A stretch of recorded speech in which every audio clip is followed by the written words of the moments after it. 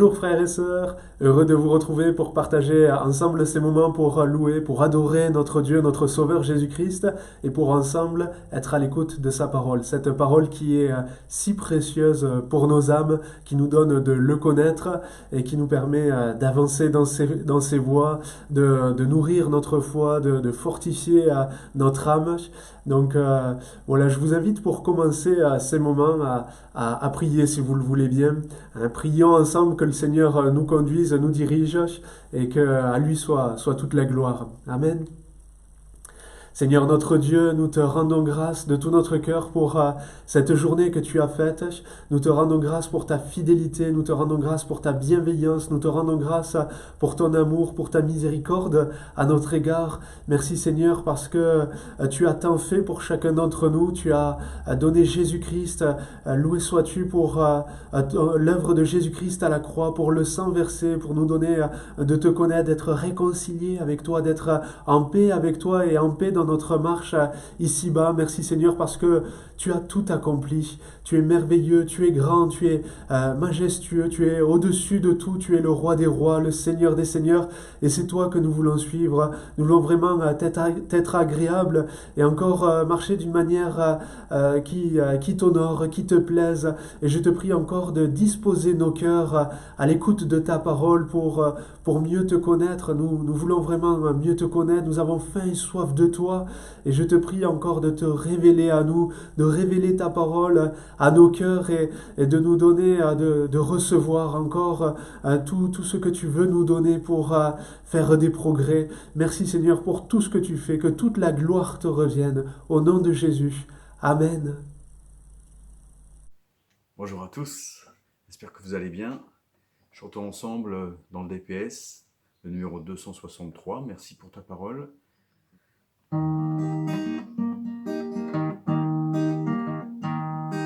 Merci pour ta parole, lumière donnée aux hommes, qui nous fait connaître le cœur de Dieu.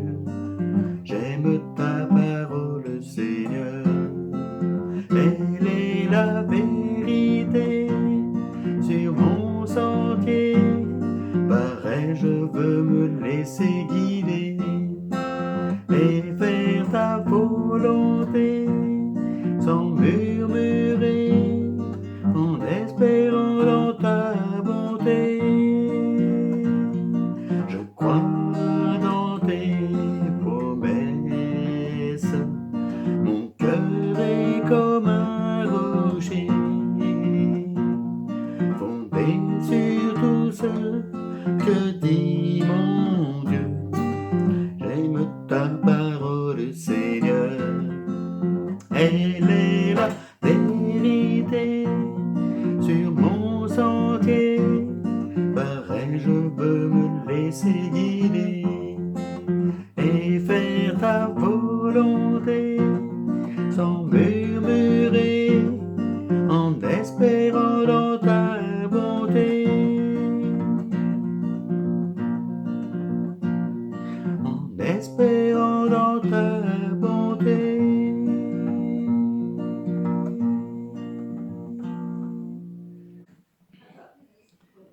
Miracle de la présence de Dieu, quand on le loue, même si on n'est pas au même endroit, eh bien il est présent dans ce lieu. Chantons le 229, un auteur anonyme, donc libre de droit.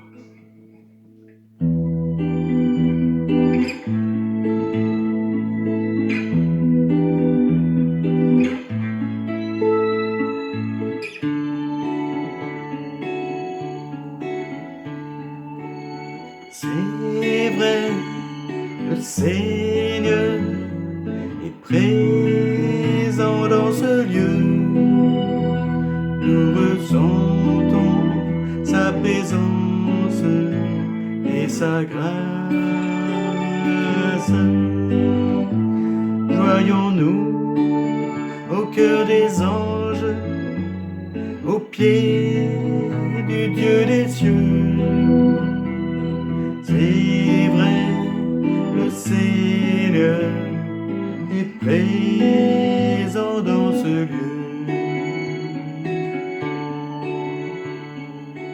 C'est vrai, le Seigneur est présent dans ce lieu. Nous ressentons sa présence et sa grâce.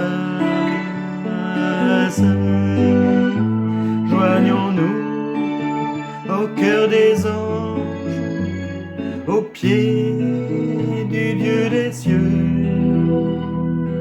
C'est vrai, le Seigneur est présent dans ce lieu.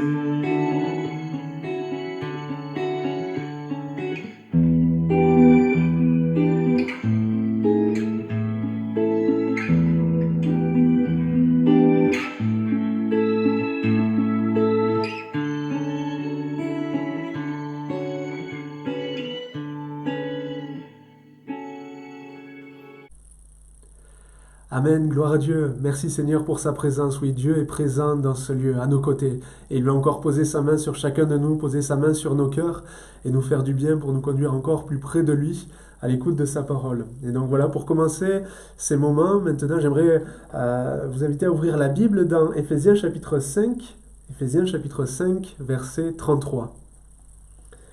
Du reste, que chacun de vous aime sa femme comme lui-même et que la femme respecte son mari. Amen. Que chacun de vous aime sa femme comme lui-même et que la femme respecte son mari. Un autre verset dans Proverbes chapitre 20, verset 6. Beaucoup de gens proclament leur bonté, mais un homme fidèle, qui le trouvera? Un homme fidèle, qui le trouvera? Voilà, on trouve dans la Bible plusieurs passages qui nous montrent les attitudes que les hommes, les maris doivent avoir vis-à-vis de leurs épouses, mais on trouve aussi l'inverse. Et aujourd'hui, c'est ce que j'aimerais voir. J'aimerais voir l'attitude que les femmes doivent avoir envers leur mari. J'aimerais vous dire de suite, vous ouvrir mon cœur et vous dire que c'est moins évident pour moi. Je préfère donner des conseils à des hommes, non pas pour faire le donneur de leçons. C'est vraiment pas du tout comme ça que je veux paraître. J'espère que c'est pas du tout comme ça que vous prenez ces messages, parce que c'est pas là du tout mon état d'esprit. Mais je veux simplement partager la parole de Dieu et nous encourager. Mais voilà, c'est plus facile pour moi de donner ces encouragements à mes frères pour nous montrer comment nous devons nous comporter vis-à-vis de nos épouses pour bien agir, plaire au Seigneur, que donner des conseils à des épouses. Parce que je préfère vous laisser cette partie. Et je vous encourage vraiment à ça, mes sœurs, à vous encourager vous-même, entre vous, au travers de la parole, en vous envoyant des messages, des versets pour vous encourager à être des femmes vertueuses pour vos maris. Mais néanmoins, voilà, je veux le faire aujourd'hui parce que je l'ai vraiment sur le cœur. Et je voulais vous le dire en commençant ces moments, parce que voilà, pour que vous compreniez bien dans quel état d'esprit je suis pour vous apporter ce message. Et je veux le faire parce que c'est la parole. Et je pense que ces versets dans la parole que l'on trouve les hommes vis-à-vis des femmes, les attitudes que les femmes doivent avoir vis-à-vis des hommes, c'était des messages qui étaient donnés déjà dans les églises au début. Et cette épître, l'épître aux Éphésiens, elle était pour l'église d'Éphèse, mais c'était des circulaires, c'était des messages qui tournaient dans plusieurs églises. Et il n'y avait pas de problème à annoncer ces choses, les attitudes que les époux vis-à-vis des femmes, les femmes vis-à-vis des hommes devaient avoir. Et encore aujourd'hui, je crois qu'on ne doit pas être gêné d'aborder ces versets, d'aborder ces thèmes, ces sujets qui sont tellement importants parce que, je le sais, il y a tellement de besoins dans les couples et dans les familles chrétiennes. Et je sais qu'une église en bonne santé passe automatiquement par des couples en bonne santé. Et mon désir vraiment sur le cœur, c'est pour ça que je fais ces messages, ces partages pour nous encourager, c'est vraiment que nous puissions vivre des couples à la gloire de Dieu, que nous puissions être heureuses dans notre couple, que nous puissions être épanouis dans notre vie de couple. Et plus que mon désir, je sais que c'est le désir de Dieu. Dieu veut vraiment bénir les couples. Dieu veut l'unité des couples. Dieu veut vraiment renforcer, fortifier les couples. Et vraiment, la paix des ménages, la paix des couples. Et nous donner ensemble d'avancer en le reflétant, en le représentant dans nos couples, au travers de ces conseils. Et donc c'est pour ça que j'aimerais voir donc aujourd'hui les attitudes que les femmes doivent avoir vis-à-vis de leur mari. On en a vu un. On a vu une attitude déjà dans Éphésiens chapitre 5. On a vu que la femme respecte son mari. Alors mesdames, permettez-moi cette question. Respectez-vous votre mari? La dernière fois, nous avions vu pour les hommes le conseil dans 1 Pierre 3, Marie, montrez à votre tour de la sagesse avec votre femme, honorez-la. Et nous avions vu aussi dans Éphésiens 5, ce verset, au verset 25, Marie, que chacun aime sa femme comme Christ a aimé l'Église. Le niveau est haut, mais c'est possible avec l'aide de Dieu, parce qu'il nous a donné son esprit, il nous rend capables, il nous donne de pouvoir y arriver. Et dans ce passage, si vous faites bien attention, dans Éphésiens 5, on voit donc ce conseil aux hommes, d'un côté, d'aimer leur femme, et aux femmes, un conseil différent, il est dit de respecter leur mari. Deux conseils différents. Les deux sont valables pour les deux. Ces deux conseils sont valables autant pour l'homme que pour la femme. Mais dans ce chapitre, il y a cette distinction qui est faite. Voilà, il y a cette précision. Les hommes, une indication vis-à-vis de l'amour, et les femmes, une indication vis-à-vis du respect. Je crois que si Dieu a fait cette différence, c'est parce que c'est le besoin.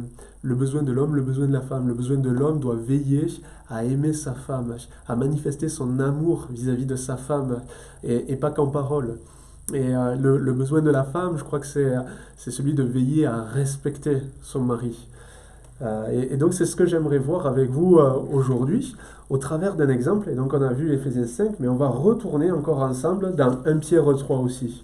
Parce que dans 1 Pierre 3, on avait vu ce passage pour les hommes, à partir du verset 7, mais à partir du verset 1er, il est parlé aux femmes. 1 Pierre chapitre 3, verset 1er. Femmes, que chacune de même soit soumise à son mari, afin que, si quelques-uns n'obéissent pas à la parole, ils soient gagnés sans parole par la conduite de leur femme, en voyant votre manière de vivre chaste et respectueuse. Ayez non cette parure extérieure qui consiste dans les cheveux tressés, les ornements d'or et les habits qu'on revêt, mais la parure intérieure et cachée dans le cœur, la pureté incorruptible d'un esprit doux et paisible qui est d'un grand prix devant Dieu. Ainsi se paraient autrefois les saintes femmes qui espéraient en Dieu, soumises à leur mari, comme Sarah qui obéissait à Abraham et l'appelait son Seigneur. C'est d'elle que vous êtes devenues les filles, en faisant ce qui est bien, sans vous laisser troubler par aucune crainte. Amen. J'imagine ce que vous pensez. Peut-être que vous vous dites, mais c'est terminé. Tout ça, c'est maintenant, aujourd'hui, appeler son mari Seigneur, c'est pas possible. Aujourd'hui, les choses ont bien évolué, on a bien avancé dans les droits de la femme, et voilà, dans les couples, dans les foyers, et tout ça, c'est terminé, c'est vieux, c'est désuète. Ne vous inquiétez pas, mesdames, je ne vais pas vous demander d'appeler votre mari Seigneur. Quoique, non, je plaisante, vous me connaissez. Mais dans ce passage que nous avons lu, il y a un exemple, il y a un principe qui est encore valable aujourd'hui, parce que la Bible, elle est la parole de Dieu, et Dieu ne change pas, et sa parole ne change pas. Elle est valable pour tous les temps, pour toutes les générations, et elle est toujours encore aujourd'hui actuelle, concrète, elle est valable. Et donc il y a un principe, un exemple, comme je disais dans ce passage, que j'aimerais voir. Et cet exemple, c'est l'exemple de Sarah et Abraham. Il est parlé de Sarah et Abraham. J'aimerais revenir sur la vie de couple de Sarah et Abraham, voir ensemble ce qu'ils ont dû traverser. On voit cela, ça commence à partir de Genèse chapitre 12. Si vous voulez relire l'histoire de Sarah et Abraham, et reméditer vraiment sur la vie de ce couple, vous pourrez regarder dans Genèse chapitre 12. Ça commence avec ce départ. Abraham a dû quitter sa famille, l'appel de Dieu, va-t'en, quitte ton pays, ta famille, et voilà, va vers le pays que je te montrerai. Abraham a dû prendre son épouse, lui dire ce message et partir ensemble, se séparer de la famille. Ça n'a pas dû être facile. Hein, c'est pas facile partir, faire des déménagements et parfois faire des déménagements où on ne sait pas trop où on va aller, où on n'a pas tout le plan. On a des fois voilà, quelques brides, on a une direction, mais on n'a pas tous les détails. C'est pas évident de vivre cela. Hein. Mais avec l'aide de Dieu, voilà, c'est des situations qui peuvent se passer et avec son aide, vraiment, il nous donne de pouvoir arriver à traverser ces situations. Et donc, voilà, ils ont dû partir, ils ont dû déjà vivre cela. On imagine ce qui a dû se passer un peu dans le couple déjà au départ. Par la suite, le lieu où ils vont arriver était un lieu désert et il y avait une famine. Ils se sont retrouvés dans un lieu désert. Ça arrive là aussi de passer par des lieux déserts dans notre couple. Des déserts sur le plan des finances, des déserts au niveau de la santé. Ça peut arriver à des moments où on peut tomber malade et avoir des problèmes physiques. Des déserts sur le plan émotionnel, sentimental. Ça arrive de passer par des déserts comme cela dans le couple. Et eux, ils étaient dans un désert, mais un désert qui était voilà, sur le plan physique, matériel. Il y avait une famine et il y avait un réel manque, vraiment, voilà, c'est un problème important. Et certainement, voilà, Abraham a dû se dire, mais non, c'est pas possible, on n'est pas là où Dieu nous veut, on s'est trompé. Il y a eu le doute dans le cœur d'Abraham. Et il a dû entendre qu'il y avait de l'abondance en Égypte, et voilà, il a pris cette direction. Et en prenant cette direction, il a dit à Sarah, tu diras que tu es ma sœur. Alors que c'était sa femme. C'était, on pourrait dire, une demi-vérité, parce que Sarah était la demi-sœur d'Abraham. Mais c'était pas sa demi-sœur, c'était plus sa demi-sœur, c'était sa femme. Mais Abraham lui a demandé de dire que c'était sa sœur. Alors on comprend dans quelle intention Abraham a fait cela. Il a fait cela pour quelque part la protéger, mais il a mal agi en faisant cela. Mais c'était parce que par rapport au fait que pour lui, elle était la plus belle. Et c'était peut-être voilà, une très très belle femme. Sarah, c'était peut-être la plus belle en ce temps-là. On ne sait pas. Aujourd'hui, en tout cas, on sait que la plus belle des femmes, c'est mon épouse. C'est moi qui l'ai. Excusez-moi, mesdames, il en faut une. Et voilà, c'est parce que en même temps, c'est le regard biblique que j'ai. Alors, je culpabilise pas du tout, je suis pas du tout gêné en disant cela, parce qu'il est écrit dans Proverbes chapitre 31, verset 29, plusieurs filles ont une conduite vertueuse, mais toi, tu les surpasses toutes. Toi, tu les surpasses toutes. Vous voyez, c'est le regard de cet homme vis-à-vis de cette femme vertueuse. Hein. Plusieurs filles, plusieurs femmes ont une conduite vertueuse, mais toi, tu les surpasses toutes. Excusez-moi, mais voilà, je fais qu'appliquer le regard biblique à mon épouse. C'est le regard aussi que j'ai. Et merci Seigneur, voilà, pour l'épouse magnifique, merveilleuse qu'il m'a donnée. Et merci Seigneur, surtout pour sa grâce, parce que je sais que si on en est là aujourd'hui, ensemble, unis, dans la paix, dans la joie, c'est surtout grâce à lui. Et donc voilà, c'était le regard d'Abraham vis-à-vis aussi de Sarah, mais comme je disais, il a mal agi, parce que il y a eu ce compromis, il y a eu ce mensonge. Et donc voilà, Abraham a poussé son épouse à mentir. Et les conséquences, il y a eu des conséquences. Elles ont été, heureusement, par la grâce de Dieu, limitées. Mais ça aurait pu être vraiment périlleux. Ça aurait pu être vraiment périlleux pour leur couple. Et donc on voit, Abraham a douté de Dieu. Il a eu peur. Il n'a pas su protéger, rassurer sa femme. Il l'a poussée à mentir. Il l'a mise vraiment en danger. On voit par là qu'Abraham n'a pas, à ce moment-là, dans ces situations-là, répondu à ses responsabilités de mari, d'époux. Difficile après cela de garder intact estime et respect envers son mari quand on a l'impression d'avoir été trahi, quand on a été trahi. Difficile de garder un profond respect, garder toujours son mari en estime quand il y a eu des choses comme ça qui se sont passées. Mais Sarah va y arriver. Sarah va réussir vraiment à garder ce respect, ce profond respect dans son cœur pour Abraham, et on va voir comment. On va voir vraiment les conseils de la parole qui nous sont donnés par la suite. Il faut savoir aussi que vis-à-vis de la situation Abraham-Sarah, ce qu'ils ont dû traverser, c'est aussi la stérilité de Sarah. Sarah était stérile pendant de nombreuses années. Elle a eu son fils Isaac à plus de 90 ans. Alors ça Ça peut faire rire, ça a fait rire Sarah quand elle a appris cette nouvelle, cette parole de Dieu. Elle n'y a pas cru au départ, enfin, elle a ri, parce que c'était pour elle, c'était impensable, c'était inimaginable, c'était infaisable. Et aujourd'hui encore, plusieurs peuvent en rire, il y en a qui peuvent se moquer. Mais nous, on sait, en tant que croyants chrétiens, qu'à Dieu, rien n'est impossible, à lui, tout est possible, et qu'il peut faire de grandes choses, même dans les couples, encore aujourd'hui, de grandes choses merveilleuses en son temps. Et donc, c'est ce qu'il y avait dans le couple de Sarah-Abraham, cette stérilité, cette souffrance que Sarah a dû subir pendant de nombreuses années. Et ça a dû amener des frustrations, cette situation dans le couple. Ça a dû amener des crises. Et là encore, à cause du doute vis-à-vis de cette situation, de cette parole, avoir une postérité, il y a eu le doute d'Abraham, Sarah, ils vont subir d'amères conséquences avec Agar, son fils. Et il va y avoir par la suite de la colère, de la tristesse, des discordes dans le couple. Sarah va en vouloir à Abraham. Ce n'est pas l'image qu'on aime retenir d'Abraham et Sarah. Ce n'est pas une image qu'on aime souvent entendre. On n'entend pas souvent la description du couple Abraham et Sarah, et on n'entend pas souvent parler d'Abraham et Sarah de cette manière-là.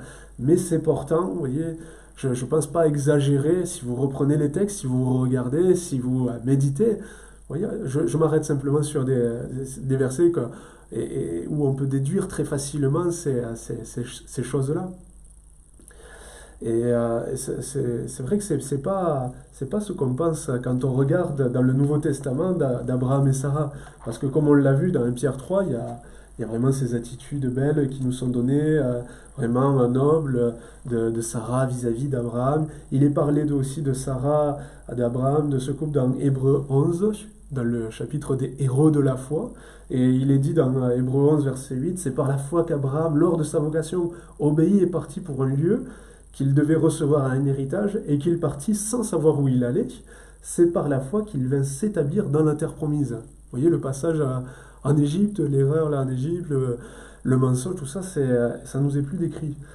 Par la suite, verset 12, verset 11, c'est par la foi que Sarah elle-même, malgré son âge avancé, fut rendue capable d'avoir une postérité parce qu'elle crut à la fidélité de celui qui avait fait la promesse. Là encore, le moment de doute avec Agar, et ça ne nous est pas décrit. C'est pas que dans le Nouveau Testament, on a voulu cacher les choses. Elles étaient décrites dans l'Ancien Testament. Et voilà, la Bible, elle est entière avec l'Ancien, le Nouveau Testament. Et le Seigneur nous montre, ne nous cache pas ces choses qui se sont passées difficiles, ces manquements dans la vie d'Abraham et Sarah. Mais dans le Nouveau Testament, on voit un autre regard. Un regard, on pourrait dire, plus de grâce, de miséricorde sur le parcours d'Abraham et Sarah. Et c'est important d'avoir ce regard-là dans le couple, un regard de grâce, un regard de miséricorde sur son mari, sur son époux. Et de faire attention, c'est ce que moi, ça m'a amené à penser, vraiment c'est la pensée que j'aimerais vous partager, de faire attention à ne pas trop idéaliser la famille chrétienne, le couple. Ne pas trop idéaliser son mari. Parce que, vous voyez, si on reste sur les versets dans le Nouveau Testament, on pourrait se dire, voilà comment le couple doit être, et voilà comment l'homme doit être.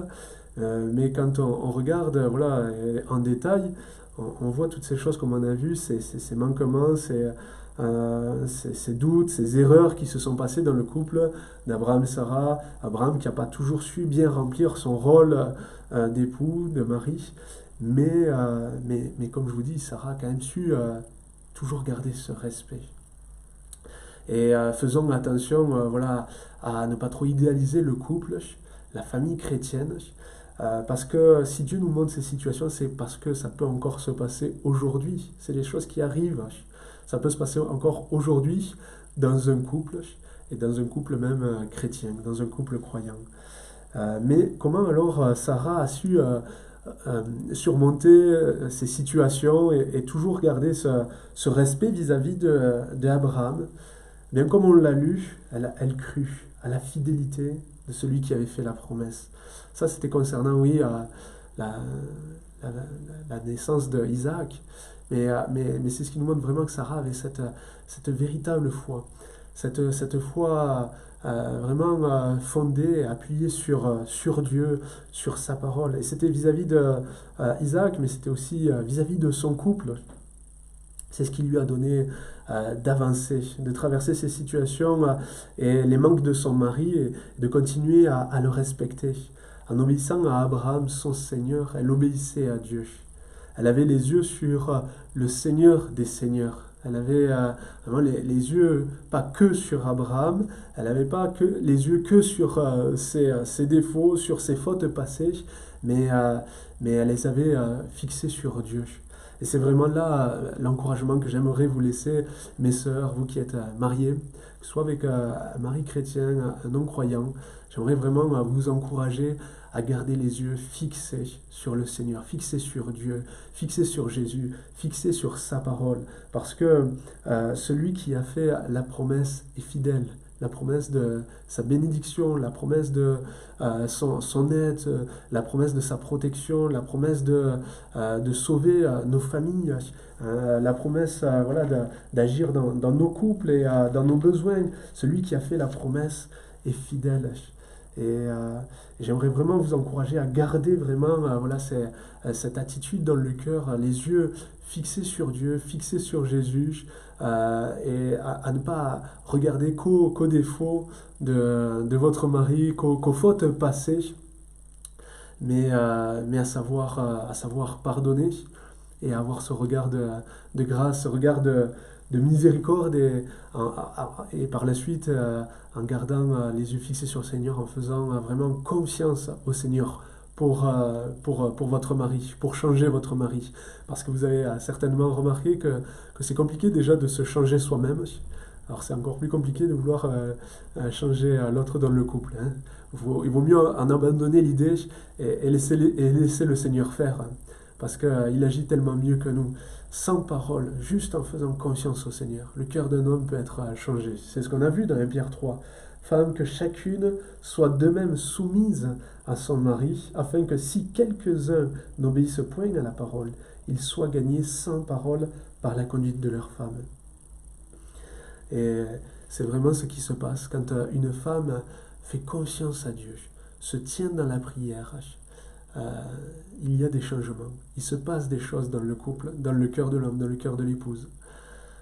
C'est des témoignages, moi j'ai pu en voir plusieurs de couples qui se sont remis ensemble parce qu'il y a eu des femmes qui se sont tenues dans la prière, qui se sont tenues au pied du Seigneur pour leur mari.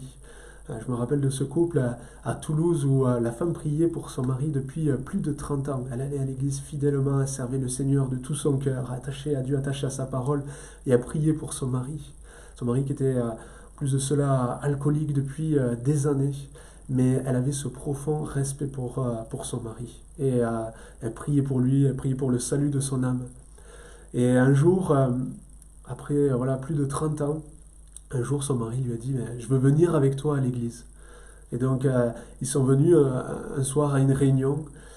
Et son mari, alors qu'il était là à la première réunion, il était ivre. Mais il s'est quand même passé quelque chose à ce moment-là dans le cœur de son mari. Il a répondu à l'appel de Dieu. Il a été touché, il a été bouleversé.